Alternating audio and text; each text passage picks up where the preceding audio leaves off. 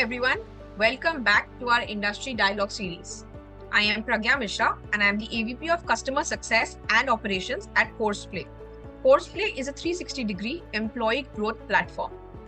We have a very interesting topic today as our discussion, which is building an inclusive learning culture, the strategies for diversity and inclusions in training programs. To discuss this topic further, we have Dr. Ajit, who's a renowned expert in people development with over 17 years of experience. He's a certified coach, consultant, and trainer with a passion for helping individuals and organizations achieve their full potential. Dr. Ajit has a proven track record of success in designing and delivering impactful training programs across various domains. He's currently associated with Indian Metals and Ferro Alloys Limited as the Deputy General Manager of Learning and Development. Hi, Dr. Ajit. It is great to have you here. Hi, Pragya. Thank you so much. So the topic that we are covering today is out there and people are hearing about these words, and it's probably even become a buzzword about inclusion and diversity.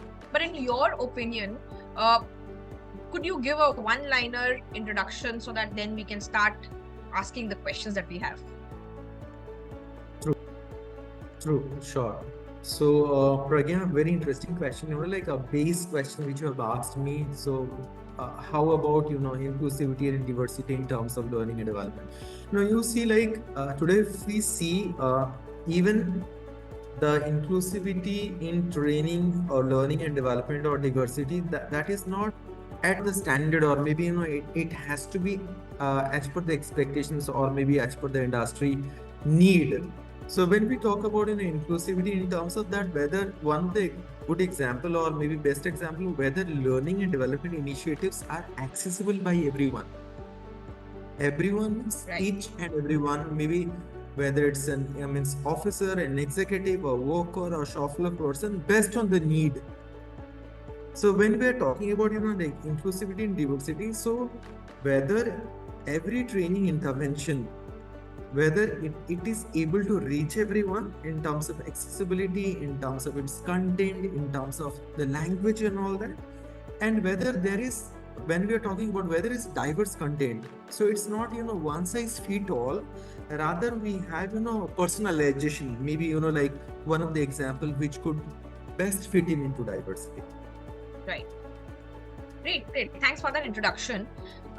So now, in your opinion, to build this culture and to build this environment, what are some of the common challenges that organizations face and how do they overcome them? See, there are many. So to name a few, one could be, like, it could be something, like unconscious bias in terms of training delivery, in terms of like material, in terms of the content and all that we are gonna share. So and maybe in terms of the participants also, right? And that could be like lack of representation. It could be language barriers. It could be accessibility, as you was talking about.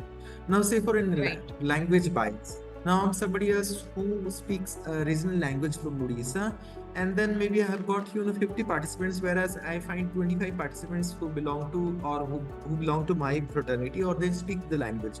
So I would always try and have a kind of bias, and many a times I'll try and use my local language. So that also creates a kind of barrier in terms of inclusivity, because my language is becoming a barrier to people who are sitting as my audiences, right? So it could be unconscious bias in terms of like it in reflected in stereotypes, prejudice, and all that. And then it could be language barriers. It could be accessibility barriers. People, they are not able to access the materials, where maybe like even technology could become bring in that disparity. So these are few major challenges which we need to work on in terms of making learning and development initiative inclusive. Right, understood. And what about regional biases? Do you think location and locality also play an important role, and how do organizations overcome such challenges on spreading training on spreading the word? Yeah. Definitely. Means I would also say that yes, the regional biases. That's what I was talking. One of the best example is language, sub-language, and maybe dialects, which many are trainer, facilitators, Yeah. and coaches and all that they use a lot, and that also brings a kind of bias when delivering the program, or when maybe designing the program. So definitely I'll say that yes, means local, language, or maybe, like local biases, they're also there in the training and learning interventions, or maybe in a program design and a structure, which we need to work on. And for that, maybe, the first kind of intervention which we need to work on is kind of a bias training. So how should we not become biased in terms of our content, our language, accessibility, training delivery, even like connecting with people? I would always, like Yeah. prefer somebody else. Means, like if I've got that bias, so I would always look for people whom I know, or or maybe people who belong to my community, my language, my local field. So I would always try and connect with people who belong to Odisha and all that. Oh, you're from Odisha, so like then what about the other segment of people who are there in my learning and training intervention? They would also feel separated, or maybe they would also try and have a kind of feel that like there is a bias. Right. Right. That's actually a very interesting point, because that's how we started our conversation today. People tend to find common grounds to build relationships. Yes. And the first thing someone would say is, oh, I know I've either lived in that same place, or I know someone common. And because people like to build that connectivity with others Yes. around them. Yes. So again, now this brings me to the next question, which is then, in your opinion, what are the core components of having an inclusive learning culture in training programs? And also, why is it so important to prioritize diversity and inclusion? See, the first very important factor is, like bringing in a diverse curriculum, right? So the design we do, or maybe, suppose I have to develop a content and all that. So I need to see that who are my participants, who are the audiences, maybe, who's my audience, their demographics. So audience, it has also got a full form. So A is, like age. So you is, like where the basically, like how they belong, what is the community they belong to, their demographics, their level of intelligence and all that. So it is an acronym itself. And then these are few factors which I need to feel. Even I also need to see that what kind of learners I have, whether these learners are auditory, kinesthetic, digital auditory, or maybe their means what is the segment they belong to, what is their learning preferences and all that, and how do I design my training program so that it would exactly fit in. That's also very important. So the first very important factor is like designing a diverse curriculum which will fit in, which will bring all inclusiveness. And then maybe like channel of communication. How do we communicate with people? Open communication. I shouldn't have a bias that yes, I'm just delivering a training program, and there are 30 or 40% people, those who belong to my community, and maybe I need to start speaking. So my language has to be universal, or maybe it has to be English, so that it becomes common for everyone. But whenever I'm Right. delivering a program at a ground level, that also I need to understand that what language I'm gonna speak on the shop floor so that everybody would understand. Right? So barring that, like how do I encourage active participation? That's very important. So I can have, different kinds of participants. There could be difficult participant, evaluative participants, there could be engaging participant, there could be basic participants. Correct. So how do I work on all these, segment of participants and encourage participation from each segment? It's not that somebody else who's very participative and has been participating from the beginning, and then other people, they're not getting any chance to speak, or maybe share their views and thoughts. And then, as I rightly said, like initially it's all about the language barriers. How do I work on it? So these are few areas where we need to work on, so that we can bring a kind of standard, and maybe we can build our learning interventions or learning and development initiatives inclusive. I like the point that you mentioned about segments. But tell me something, in larger organizations, building that one-on-one understanding of every employee, personalizing the training programs or the preferences or the language that they're comfortable in. How will a large organization tackle this? Because how, getting to know every employee is a challenging task. Agree. I understand. So whatever you asked is definitely a large organization. It would always be challenging and difficult. Now let us understand. If I have to share my experience being into my company, it's been 7 years, right? So at least in last 7 years of time, I have started knowing people, connecting with them, right? In my training session, suppose there are 20, 25 people or 30 people and all that, so I would always try and touch and understand that what is they have understood, what is that they have not understood, and then maybe how I can have a learning transfer. So in a learning organization means, or maybe in a bigger organization, or maybe or an organization of a bigger size and all that. So now we cannot have one size fit all. That's what I mean to say. So personalization would Right. only come. So now, for an example, everybody's need would be different. Somebody else who's working in, say, production, somebody else who's working in a mechanical department, somebody else who's working into sales, somebody else who's working in HR. So everybody's priority would be different. So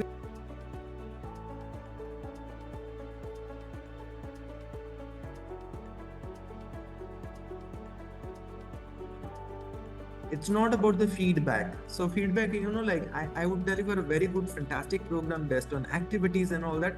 I generally say fun task trick methodology.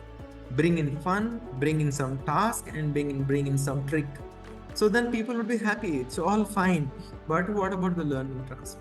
And that learning transfer would help us to understand that whether the training learning has been internalized, or maybe we need to have customization. We cannot have one size fit all for all the people. Right. That's a valid point there. And then when you're building these programs, how do you ensure that this training content is actually relevant and, more importantly, is respectful to a diverse workforce? So see, the first thing, as I said, like what we generally do in our kind of company. So basically, we go ahead with a need assessment, which I was talking about. So here at my company, it is a integrated approach. When I say integrated approach, what we generally do is that first thing is we do pull data from our PMS, performance management system, and all that, and see that what is the feedback that has come based on the HOD. Then we also have interaction with the HODs one to one to understand their feedback, ground reality, and all that. And then we also discuss, like sample size and the participants, audiences who are actually at the receiving end, to understand that whether the need assessment is the right treatment. So that's the reason I said an integrated approach. So training need assessment is based on HOD's feedback, participants feel, data which being extracted from the PMS, and barring that, we also have an exhaustive training menu card which includes around 1500 topics into different segments, which relates to functional, which relates to behavioral people skills, which relates to safety and health, and then barring that, it also relates to like recent industry trends. And then we prepare an annual training calendar, right? That is one way of doing it, bringing in the relevant topics which would actually be befitting need based, right, programs. Barring that, like the inclusive design, which I was talking about. So that every segment, so suppose for an example, I deliver a program. So whenever I prepare a content, I ensure that it should include some elements of, I can have different kinds of audiences, which I don't know, which you were talking about, that in a larger organization, it's very difficult to know that what are the kinds of segment of people I'm having and where I'm going to deliver a training program. So there can be, people who are, like kinesthetic people who are, like more of auditory, digital, in terms of more cognitive and all. So then I prepare my content accordingly that. So maybe I'll have one video, one activity, one assessment, and then maybe brainstorm, so that I would be able to cater to all segment of people, and my training design, curriculum design would become inclusive. So that is one way. So need assessment, inclusive training, content design, and all that, and regular updates. What's happening there in industry? What is that we can bring into our training delivery and can make it up to date? That's very important, and that's how I always try and work on a principle called as CED: connect, content, engage, and deliver. Okay. That is what principle I generally follow in my training programs. And barring that, we can always do like expert consultation. What's happening? So we can always bring in a board and expert. So I may not be an expert into each area. So I generally that's the reason I say like one has to be jack of all trades and master of one. So you need to know, something about everything else. And then you have to be master of your own, means where are you working in your own area of expertise and domain. So these are few things which you can do. That's a fresh thought. And this led me to another question, partially that has already been answered, that when you said about need assessment, and then you were talking about different segments, do you also have experts from these domains who are addressing to different segments in your organization? How does this work? See, basically now, if I have to talk about self, so I'm being certified into this whatever I talked about right now, this becomes a part of NLP, neuro linguistic programming, and I'm also doing my advanced research into neuropsychology right now. So that helps me in understanding that what is it I'm gonna do, how I'm going to design my program so that it would be a right kind of fitment and it would be well received. Right. And then again, so whether it's a 1-day program, it's a 2-day program, which is short, micro learning or a bite-sized learning or a soap opera learning. So that also we need to see that what is the kind of content I'm designing, who's my audience, and then what is it I'm gonna do so that my audiences would remain engaged throughout my sessions. And then again, the biggest challenge is adult learning. Right. Understood. That's a valid point there. And then, in your opinion, what do you feel about social or peer learning in creating a diversified learning environment? Very important, I'm a social selling LinkedIn algorithm certified professional, and one of the quote which I would like to share here, LinkedIn says your network is your net worth. Your network is your net worth. So that's what, so peer learning we're talking about, social learning and all that. So it's very important because the highest learning may happen from peers only. The reason being, so once you start sharing knowledge with each other and all that, so that becomes more of discussion, interaction, and brainstorming, where the real time learning happens. And why should learning be limited to one person? Why not it should be, again, I'm creating a kind of bias. I'm not making learn. Now, suppose for an example, tomorrow I go for a certification program, and which is for instance, being sponsored by the company. So my first thing, once I come back, from the training program, I should address, maybe suppose it's a training program which is on DI, it's a training program on people analytics, it's a program on say emotional engineering, emotional dynamics and all that. Why should I keep that knowledge to myself? Why should I not share with others? That's the first thing, to make learning spread, diverse, and then reach to everyone who has not been a part of that program. One. Second is, it would also help others to share their views. It's not that my understanding, I'm also trying to include others' opinion, thoughts and all that, and their learning from their perspective. So it is also creating a kind of prospective learning, diverse learning, and maybe we are trying to create a knowledge repository as well. That knowledge is not limited to me, it's also going beyond. Right. So this knowledge repository that you're talking about, is it also something like a knowledge base that you have available for people in the organization? So now see, when it is hard data, there could be soft data, hard data.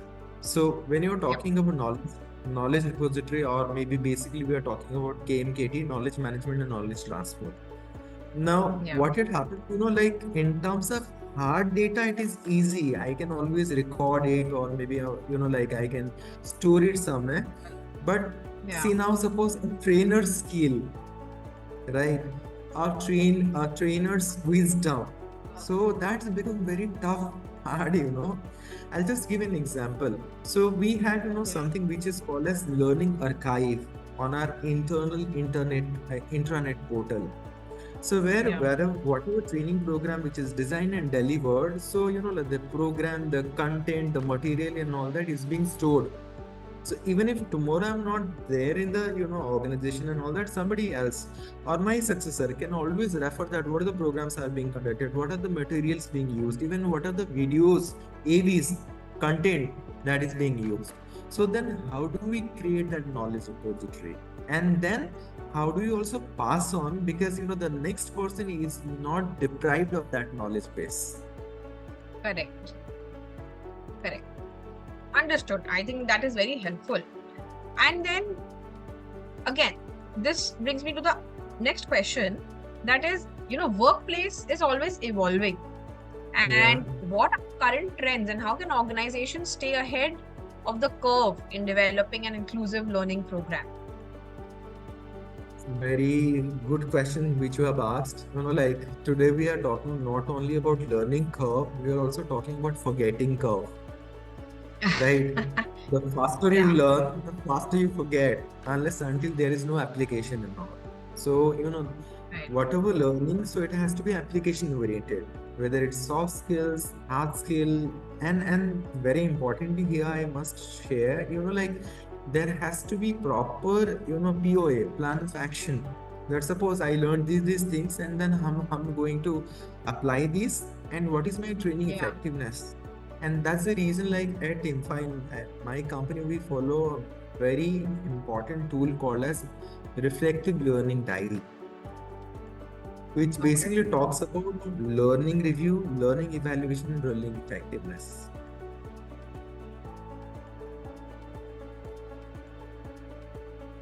Now, from this, Okay. part, and move on to, the question which you asked is basically, like, yes, there are lots of trends which you could see in terms of learning and development happening. The one of the very important trend is all about e-learning. Or maybe right now we are moving from a phase of LMS, learning management system, to learning experience platform, LXP, where Right. it is more personalized content. It's more what is that it's not one side fit all where LMS happens, but LXP is talks about like it's more on based on what I need, based on AI, right? Now that is one. So we are talking about e-learning, we are talking about LXP, we are talking about AI and VR. So it is a revolution, right? In terms of like augmented reality, virtual reality, and all that. So these things are evolving. So now we are into an era of digital disruption where everything is based on technology only. Yeah. So and very importantly, it's not only learning or digital learning, it has to be ethical digital learning. That's very important. So the learning has to Yeah. be ethical, and then the digital learning also has to be, it has to be ethical technology or ethical digital disruption. Right. That's an amazing point that you highlighted there, because in fact, there are 2 points that you highlighted. One is the forgetting curve. So till the time you're learning and not implementing it, people usually forget. Yeah. And then being ethical, especially with so much of information out there. Uh, and I'm really intrigued by the points that you've said today. So I have a special question for you. If there's someone who's trying to build a very diverse and inclusive culture and building a training program, what are the top three things that in your experience you will suggest a person keeps in mind while building this program and culture? See, whenever you're trying to build an inclusive culture, or maybe in terms of learning, development, or whatever, it can be any initiative. The first very important factor is, like leadership investment, leadership buy-in. Because unless until any initiative, anything else, if it doesn't have, like the buy-in from the top leadership, it would tend to fail. That's very important. Yeah. Second thing is, like understanding the right kind of requirement, the need. Like maybe so maybe I'll say that yes, there is this the era of digital disruption, technology, advancement, AI means machine learning, VR and all that. Now let us jump into LXP. But I also have to say that what is the readiness of my organization for this implementation of any learning initiative, or maybe any new learning technology per se, whether it's LMS or LXP, whatever it may be. AI, AR, VR, or whatever. So that also I'll have to see that what is the like readiness of my organization. Yeah. So maybe leadership readiness, the base level readiness and all that, and then I have to see that what is that would fit in my internal readiness and what is available there in the market, whether that is a right match or not. It's not that for the sake of doing, or maybe for the sake, because organizations in and around are doing, for the sake of that, I will also jump into it. But then what? Right. So only jumping would not suffice. Whether I'm really able to swim in that learning, periphery domain in the zones, that's very important. And then after investment, what is my ROI? That's very important. Correct. Whether we are talking about return on investment, whether we are talking about return on time invested, or whether we are talking about ROE, return on expectation. So whatever we want to measure, that's also very important. Right. So basically, you've summed up everything that is a part of L&D, but keeping inclusion and diversity in mind, because people feel that ROI is always important while driving such programs. But then you have stressed on the fact that the organization also has to be ready for creating these programs internally, and then what is available out there as the resource. So this is very, very nicely explained. Thank you so much for answering my question. I've had a great learning experience today. I have, and the best phrase that I liked from today was, your network is your net worth. Thank you for taking out time and answering all the questions that I had. I had a wonderful time. Thank you, Dr. Ajit. Thank you so much. Thank you so much, Pragya. And it is indeed for me even a wonderful opportunity interacting with you, and then maybe discussing something which is actually evolving and is trend right. Yes. This definitely matters. So thank you for covering this topic. Thank you so much.